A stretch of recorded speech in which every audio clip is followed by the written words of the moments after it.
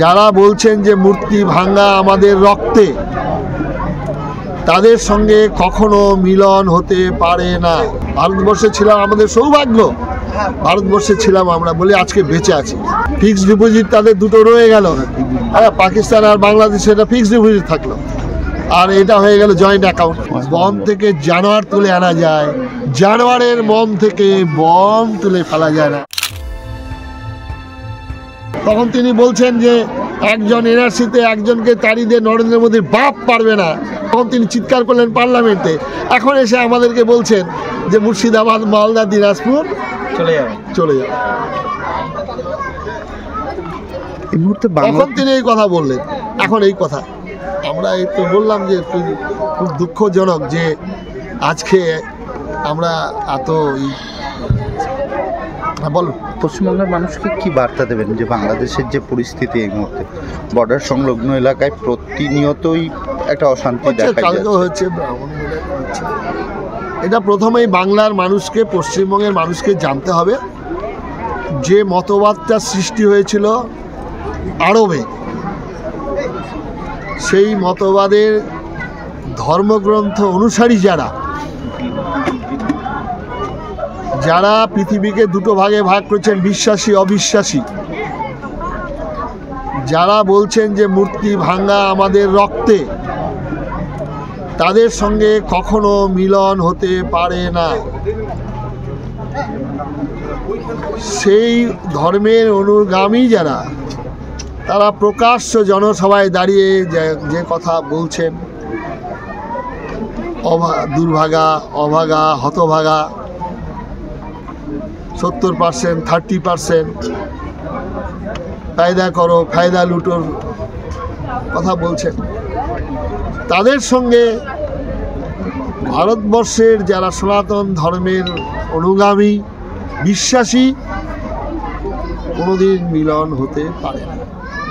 অসম্ভব, অবাস্তব। 1947 সালের দেশভাগের কারণ ওই মতবাদ।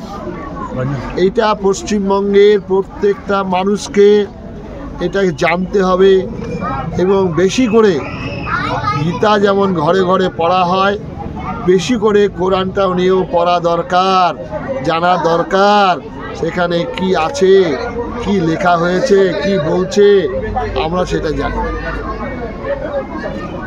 কিছু নিশ্চয়ই আছেন, যেমন আজকে মাসুম আক্তার, আজকে যেমন শফিকুল ইসলাম, তারপরে কমেন্টগুলো দেখবেন তাকে কিভাবে বলছে আজকে। সেই রকম কিছু লোক আছেন। এই যে হাইকোর্টের একজন লয়ার, কি নাম, কি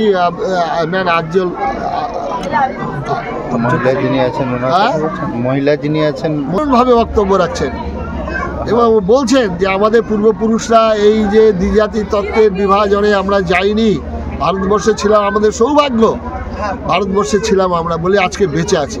যাক না আজকে সেখানে ফলায় না, পাঠিয়ে দেয় না ওখানে যারা বলবেন এই কথা। মার্চে তো আপনি দিল্লি যাচ্ছেন, হ্যাঁ মার্চে দিল্লি তো যোগাযোগ হয়ে গেছে, কথাবার্তা। প্রধানমন্ত্রীর সাথে কি দেখা করছেন? নিশ্চয়ই দেখা করবো, এবং স্বরাষ্ট্রমন্ত্রীর সঙ্গে কথা হয়েছে, পিএর সঙ্গে একটা তারিখ দেবেন বাংলাদেশের ব্যাপারটা নিয়ে যাওয়া। কারণ এখন আমাদের পশ্চিমবঙ্গের মানুষরা যেটা বলছেন, অনেক রাজনৈতিক দলও এটা বিরোধিতা করছেন, কিন্তু আমি বলবো এটা বিরোধিতা করার কোনো প্রশ্নই নেই। আজকে তারা ধর্মীয় কারণে, দেশটা যখন বিভাজন হয়েছিল তখন জওহরলাল নেহরু তাদের প্রতিশ্রুতি দিয়েছিলেন, ইন্দিরা গান্ধী প্রতিশ্রুতি দিয়েছিলেন, রাজীব গান্ধী প্রতিশ্রুতি দিয়েছিলেন, যেদিনই আসবেন তারা ভারতবর্ষ সাদরে তাদেরকে গ্রহণ করবেন, জায়গা দেবেন। তারা অনুপ্রবেশকারী নয়, তারা হচ্ছে শরণার্থী হিসাবে আসছেন, তাদের আশ্রয় দেওয়া আমাদের কর্তব্য ভারত সরকারের।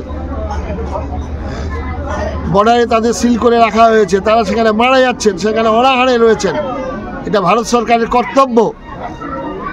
আজকে যারা অনুপ্রবেশ ঘটিয়ে যারা জঙ্গি ঘটাচ্ছেন, জঙ্গি আন্দোলন করছেন, জঙ্গি ঘটছে, তারা অনুপ্রবেশকারী। তারা নানাভাবে সেখানে সংখ্যাগরিষ্ঠতা বজায় রেখে সেই জায়গায় তারা তাদের মতবাদটাকে প্রচার করে তাদের জন্য আবার একটা পবিত্র ভূমির আদায় করার জন্য তারা ব্যস্ত হয়ে গেছে। প্রতি মুহূর্তেই তো আমাদের বিভিন্ন জায়গা থেকে বাংলাদেশি ধরা পড়ছে, এবং তাদের ধরা ব্যাকগ্রাউন্ডে পড়ছে। এবং পশ্চিমবঙ্গে বিশেষ করে এটা একটা বিরাট তাদের ধর্মশালা হয়েছে, এটা ধর্মশালা। ফিক্সড ডিপোজিট তাদের দুটো রয়ে গেল, হ্যাঁ, পাকিস্তান আর বাংলাদেশে এটা ফিক্সড ডিপোজিট থাকলো, আর এটা হয়ে গেল জয়েন্ট অ্যাকাউন্ট। তার মধ্যে কি মুর্শিদাবাদটা আলাদাভাবেই মুর্শিদাবাদটা তো বটেই। মুর্শিদাবাদের পরিস্থিতি, যেহেতু এটা বর্ডার এলাকায় রয়েছে সেখানে, এবং এখানে মুর্শিদাবাদ সম্পর্কে তো এখন আমাদের সাংসদ তিনি তো ভালোভাবেই বলেছেন।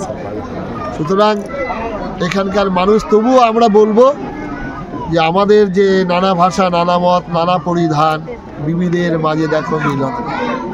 আমরা তবুও বলবো মার অভিষেক, এসো এসো তরা মঙ্গল ঘট, হয়নি যে ভরা, সবার পরশে পবিত্র করা তীর্থ নেড়ে এই ভারতের মহামানবের সাগর তীরে, আমরা বলবো। কিন্তু মনে রাখতে হবে, লীলা মজুমদারের একটা বই, মনে হয় কোন ক্লাসে পড়েছি আমরা, বন থেকে জানোয়ার তুলে আনা যায়, জানোয়ারের মন থেকে বন তুলে ফেলা যায় না।